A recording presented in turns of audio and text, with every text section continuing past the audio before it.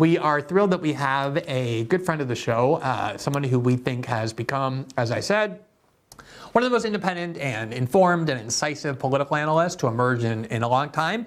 He is, among other things, he has so many different jobs, I'm not going to list them all, but he's a podcast host and he's a comedian. He is a political analyst as well, and I think I would actually put that first. Certainly that's what he's here to be, and we are delighted to welcome him, and that is Dave Smith. Dave, it's great to see you. How are you? Good to see you.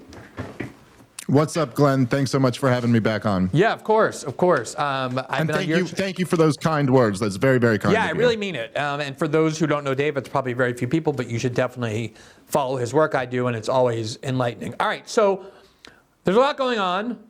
So I don't think we chose you for that reason, but it's good that the schedule is aligned, that we have a lot to talk about, including things that I know you're very interested in. So let's begin with these warrants that were issued, these arrest warrants from the International Criminal Court that essentially require all signatory countries that include almost all of Western Europe, for example, all of Latin America, South America, other countries spread throughout the world, to arrest Benjamin Netanyahu and Yoav Gallant in the event that they try and enter those countries, charging them with war crimes under the Geneva Conventions for what they've been doing in Gaza.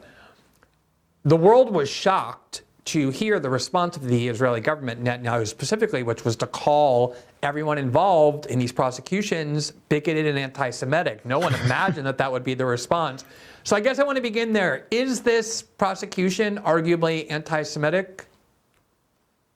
It's funny because you say, like, I'm a comedian and I'm here to be a political analyst, but it only makes sense in this world because it was Netanyahu's response video was like something out of a Saturday Night Live sketch or something. I mean, in the darkest way, but it's almost hilarious. It'd almost be like if there was like you'd see something, a comedy sketch where like a black guy's just beating someone up and they go, "Hey, stop beating him up." And he goes, "Oh, it's because I'm black," or something like that. And you just be like, "Oh, it's so ridiculous to jump to that conclusion." And,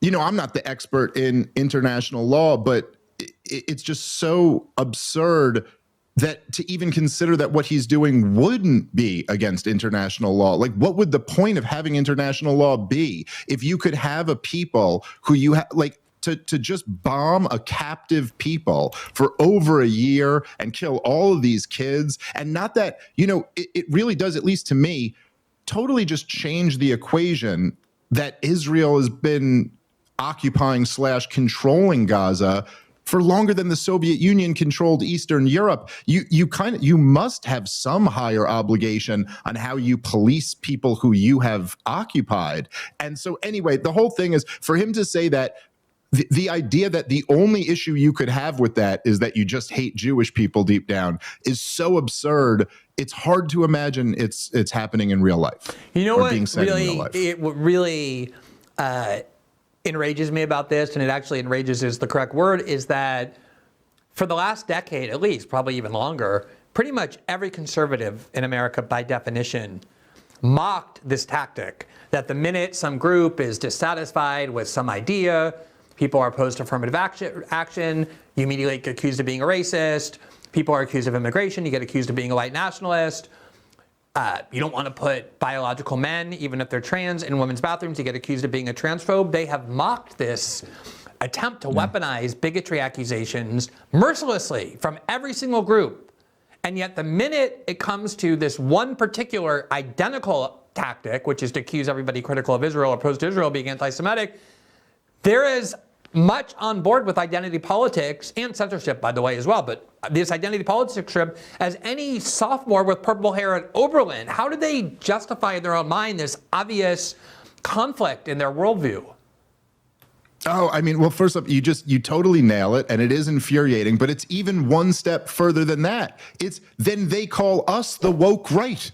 They turn around, and just to further mimic the woke progressives, they turn around and accuse you of exactly what they're doing. And I get this all the time, like on social media, and not just from random people, but from right-wing influencers who support Israel in this war. And they'll point out that they'll go, "Hey, Dave, you agree with the woke leftists on this. See, you're just like those campus leftists because they're all against this and you're against it too." And it's like, So you're pointing out that I just happen to agree with another group of people, but you're borrowing all of the worst tactics that are the reason we don't like that group of people. And it's just all so bizarre. And like, you can't even believe that they have the gall to make this argument as they're making it. And just one more point is that, and I know I said something similar to this, I think the last time we talked, but it's not just that it's the same argument as the woke leftists. It's the same logic in a much, much weaker position, in a much weaker situation to use that. Say, it's like they're much worse, because it's not as if you were to point out, like if you're saying that maybe a conservative or a right winger will make some point about some policy and then they'll accuse you of being racist. Okay, that's wrong and dumb, and that is done a lot. But you're in this case talking about, like, whether you consider it a genocide or not, the mass slaughter of innocent people. And you're criticizing that. It's not just some random policy. And then to use the anti-Semitic card, unlike, say, like groups who might use that on the woke left, Jews aren't even a marginalized group. They're not a marginalized group in the United States of America. They're a thriving, quite the contrary, market dominant. Yes, a market dominant minority, as Amy Chua would call them. And in the Middle East, in the region, they're by far the most powerful force, with the backing of the biggest, most powerful governments in the history of the world. So, like, it's substantially worse than what the woke left does. Yeah, not only has this woke left, as they call it, been defined by weaponization of bigotry and racism narratives. Anyone who disagrees with them is a racist or a misogynist or whatever. We saw that in the campaign, for example, that just concluded. Everybody who didn't want to vote for Kamala Harris was a racist, or as Obama said, a misogynist when he was speaking to black men in Philadelphia with whom he has so much in common and for whom he speaks. He was saying, oh, you don't want to vote for Kamala Harris because you hate women. Not only is it that narrative, that bigotry narrative, but also it's this victimhood narrative that has been mocked so much. Like, anytime any group says, we're endangered, we're marginalized, we need protection, you get nothing but endless, limitless mockery coming from conservatives, and a lot of that I've shared many times because I think it is worthy of mockery. But at least when it's being offered on behalf of many of these groups, you can make the case with data and other sorts of historical events and even current dynamics that they are marginalized, they are vulnerable, they do have less power in the society.